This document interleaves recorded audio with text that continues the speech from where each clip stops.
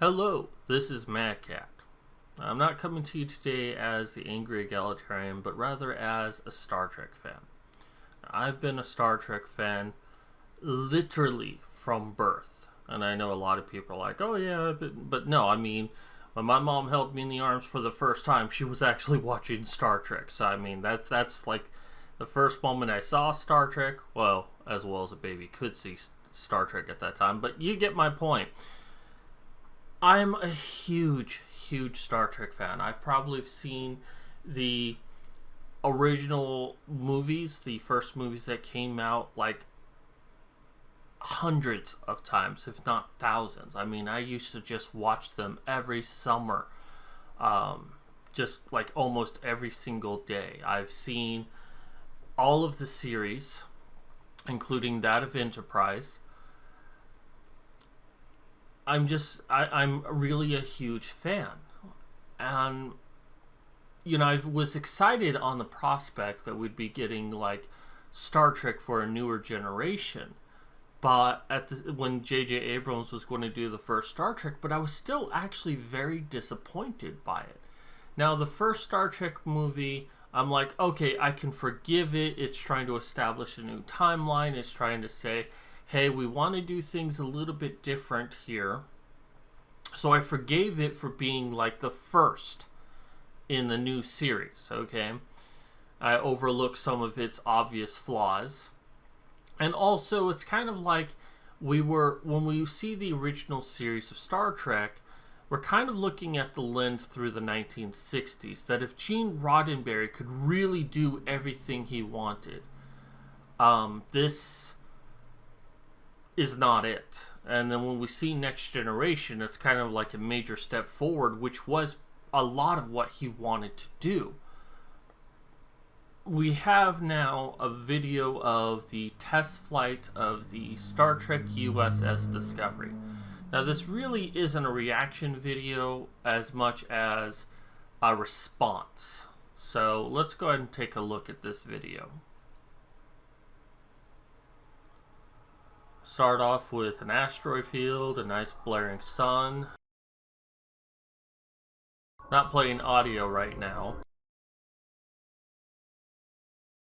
Okay, why do we have a starship? This looks like a dry dock where we build a starship, and for whatever reason it's inside an asteroid, or maybe it's some sort of space station built it. We don't know, but this just seems very odd to me, like an odd choice. Why don't we have an establishing shot over Earth, like we've seen in all of Star Trek? But anyways, that looks interesting. God, look at the animation of that. That's just horrible. I hope this isn't the animation standard of the TV show.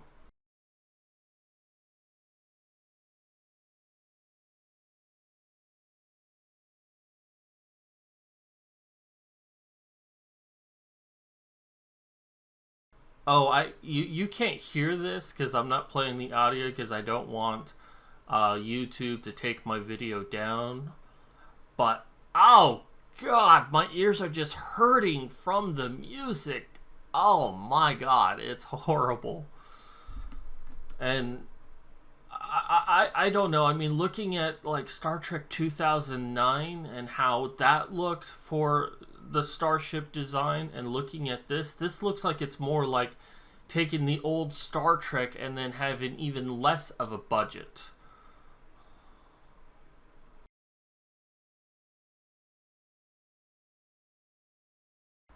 Okay, that saucer section looks pretty cool, but at the same time, it looks like they said, okay, let's have a saucer section, but let's make it look different.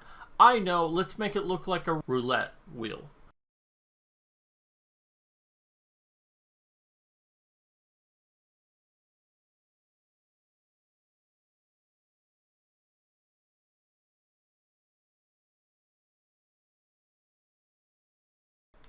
Are you kidding me with that design? Oh, fucking look at that. Look at that fucking design. Does that look like Star Trek to you? I mean, the saucer section and the nacelles, maybe. Well, yeah, the saucer section definitely looks like it, but everything I've seen of this ship looks clunky as hell. This is not Star Trek. I'm going to show you a comparison of all the ships together. I mean, oh my god, that just looks so awful. I mean, one, the CGI looks like it's done in a mod for like Star Trek Legacy or some other Star Trek game. And I mean, if this was a concept art, like, hey, this is what we're going to go with, that could be understandable. Like, hey, we just did this in a mod for a video game just to show you what we're going for. What scares me is that this is the animation quality that they're going to use. Now, one of the things that I really miss about, like, you know, with Next Generation in the ship design is that they used models, and it looked like it was real. It looked like there was an actual realistic texture to it because it was based off an actual model, you know, that they used to fly around. I mean, they had to keep it upside down because it was the Enterprise D was very top heavy. But since then they've had to use more and more CGI because it's more cost effective. But it's always been to the point of, we want to convince you that we're using a model. To some degrees they've used models here and there. I know Star Trek Voyager was mostly CGI, but I think that there was still based off of a model, an actual physical model. I don't know about Star Trek Voyager.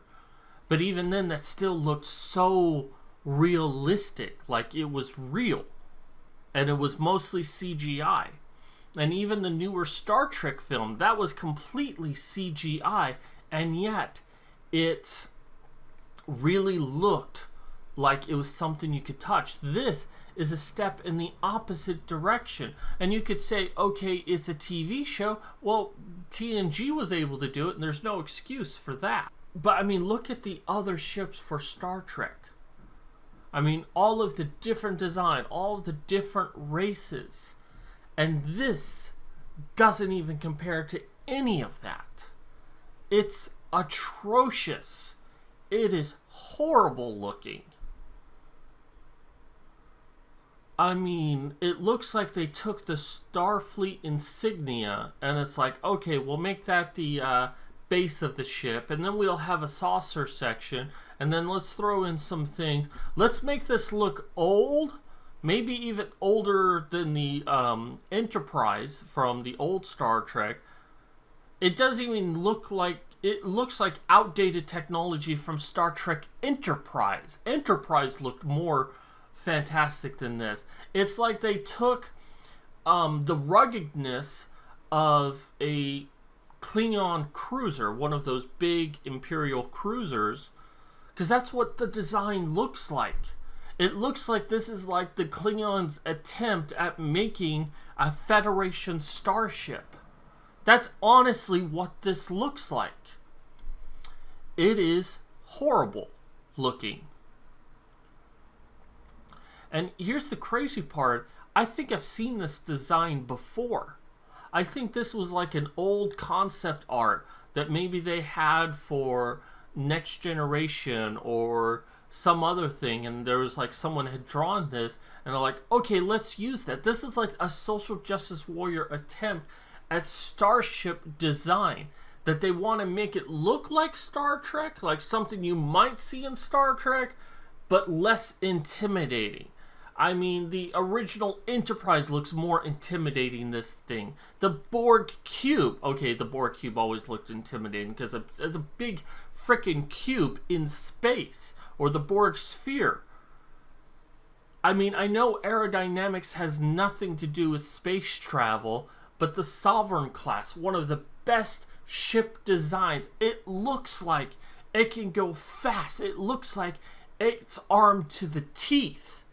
This looks like it's meant to carry cargo. It doesn't look like it's meant to be in a firefight at all. It's like it took every bad element of spaceship design and threw it together, and that's what this is. I mean, look at the other ships. I mean, and even their worst designs still look much better than this. I'm just so disappointed by this, in all honesty. I mean, I was disappointed with Into Darkness, and I'm betting you I'm going to be disappointed by Star Trek Beyond. I mean, you get a action star. I mean, you get a director who does action films. He does the Fast and the Furious. And I'm not saying that he's a bad director, but, you know, the Fast and Furious films were not known for their plot. Now, he's also done Community, and Community was pretty badass for its plot. So I'm willing to give him a try, but it's like seeing a fucking motorcycle. You know, oh my god, that was just like, oh, this is going to suck, isn't it? And I'll see it because I'm a big Star Trek fan. And yeah, I was really upset when they made Sulu gay, and I'm still upset about that, but I'm still going to see the film. Because I get what they're trying to do, I just think they're wrong for doing it. But this is the TV series. I'm sorry, but I'm thoroughly disappointed by this. And if this is the best that they have, that's what scares me. This is the quality that we're going to see. This looks better for Star Trek Armada 3 or Bridge Commander or Star Trek Legacy. Actually, it's pretty low quality for Star Trek Legacy, in my opinion. But that's what it looks like to me. That they just took a game engine and said, okay, we're going to use this for all of our CGI so we can save money on it, and we just won't show the starship that much. I mean, the ship is itself a character. This is something that Joss Whedon understood when he designed the Firefly. The Firefly looks more advanced than this piece of crap. And that was meant to look like a piece of crap. I love Firefly design, don't get me wrong. But it was designed to look like a piece of shit. In fact, every character in the show that wasn't the crew said it's a piece of shit ship. It's a piece of crap. And I mean, but Joss Whedon understood that the ship is as much of a character as any of the other characters. The Enterprise D was as much of a character of the show, or DS9, or Voyager, or even Enterprise. The ships that we see are as much as a representation of a character as the characters themselves. And this feels like its retarded cousin. Honest. Oh my god, this is just an embarrassment to Star Trek. And it looks like of all of the votes, it's 2,000 out of 5,000? Maybe 6,000? Yeah, it's about 6,000. So one third of all votes are downvotes. And I hope Star Trek takes a look at this and it's like 1/3 of the people don't like it. Now, what they're going to do is say, like, well, those are the original fans. They just like the original ships, and, you know, they don't know any better. But a majority likes it. What they should do is, like, you know what? It's probably some very dedicated fans out there, and we want them to watch the show. Maybe we should go back to the drawing board and design a ship that, you know, embraces what Star Trek has always been, especially in its ship designs. They won't do that. You know they won't do that because they don't care about the die-hard fans, about the people who kept Star Trek on the air.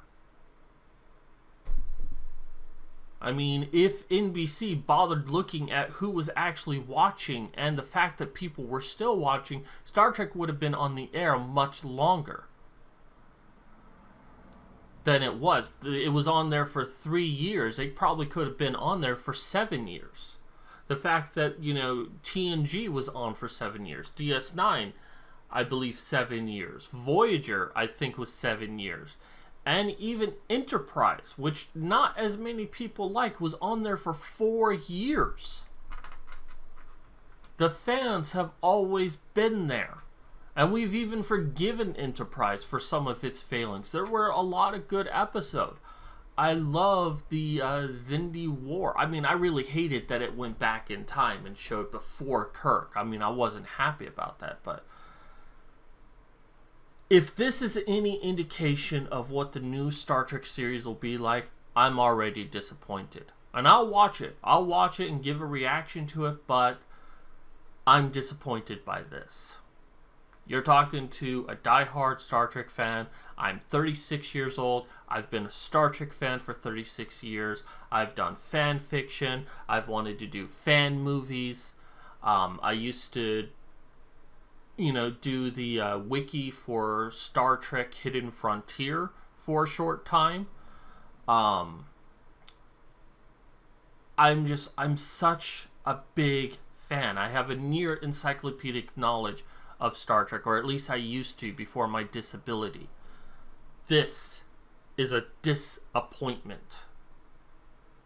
Take all of the disappointments ever that Star Trek has given us, even the newer movies. Take all of those disappointments, multiply it by 100, and that's what this is. So anyways, that's my reaction. That is my response to this embarrassment. Anyways, this is Mad Cat signing off.